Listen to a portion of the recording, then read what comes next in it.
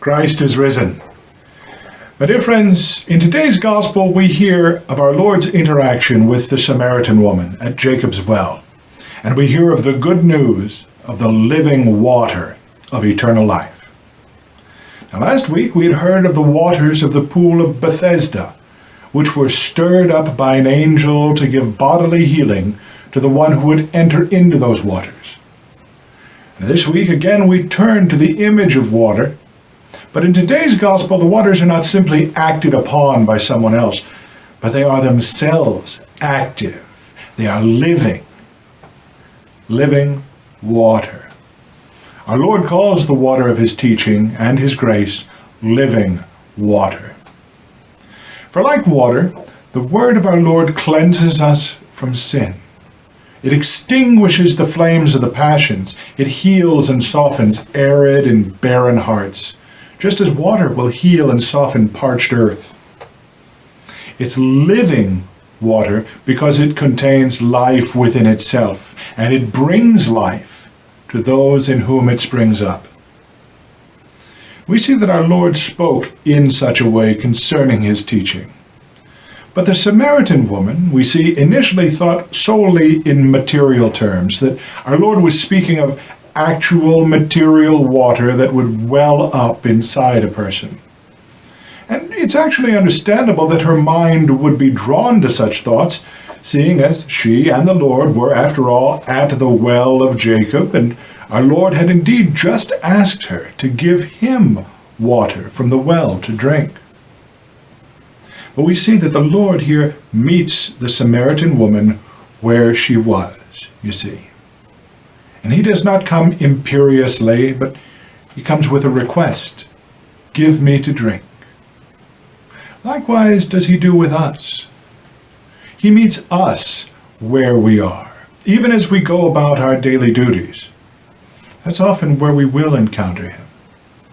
And we might discover him sitting not upon a throne, though it is right and just and thoroughly fitting that he be enthroned, and so he is at the right hand of the Father. But we also might find him simply sitting at the well, as in today's gospel. Think on that for a moment.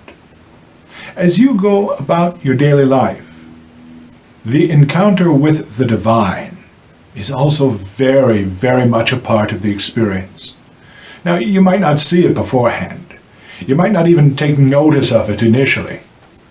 You might not understand. The Samaritan woman certainly did not. But our initial inability to transcend our own worldly preoccupations does not mean that Christ is not, in fact, right here, speaking to us. For he is. And we hear his life-giving words in the gospel.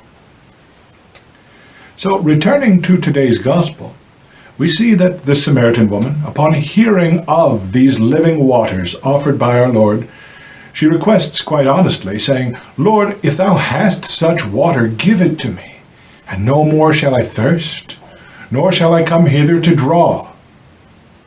And the Lord replies to her, Go, call thy husband, and come hither.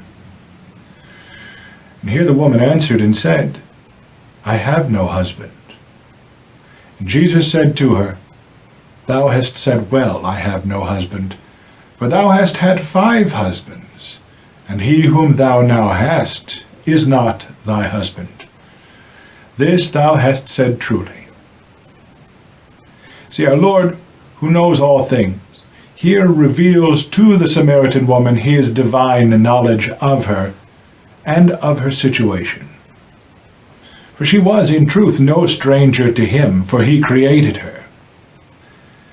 And here, with his characteristic mildness, he reproaches her for her putative marital situation. This is true, but he also places the action in her hands and acknowledges that she has spoken well in bringing forth the truth. See, when we encounter the Lord and his word today, we must ask ourselves, in what way is he challenging us?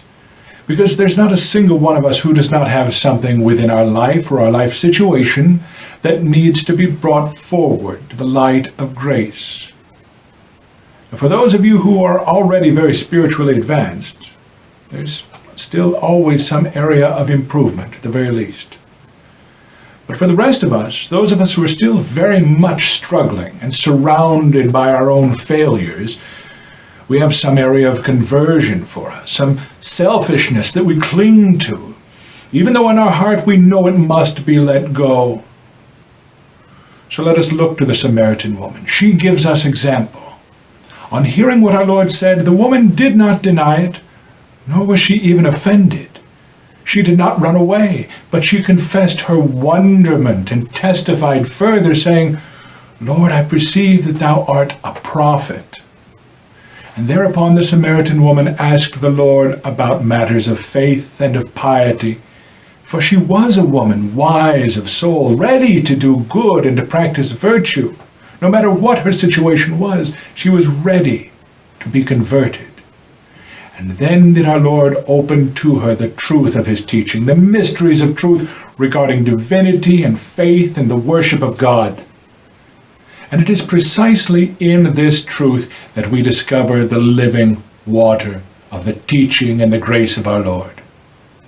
The living water with which our Lord opened today's discourse.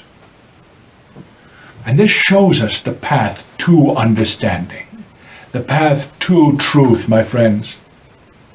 Firstly, we may encounter the Lord and his word in any place, at any time, right now, or even as we go about our daily duties, any day. And upon meeting him, his first request of us is that we exercise charity. That's the first thing he said to the Samaritan woman, isn't it? Our Lord says, give me to drink. This is a work of charity, a corporal work of mercy. So this is first, that we work charity. Without this, nothing can follow. And then, charity having been worked, we must then be open, even to the Lord's reproach, that we do not flee from his presence, but that rather we bring ourselves in our entirety, even in our failures, before him in truth, just as the Samaritan woman did concerning her relationships.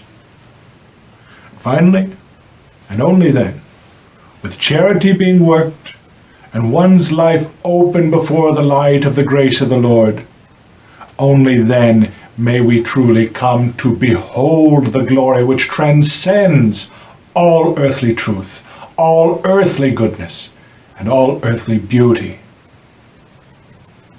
Today the Lord announces to you the same good news.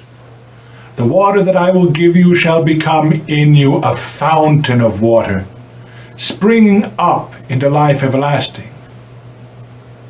Ask him for it, and you will receive.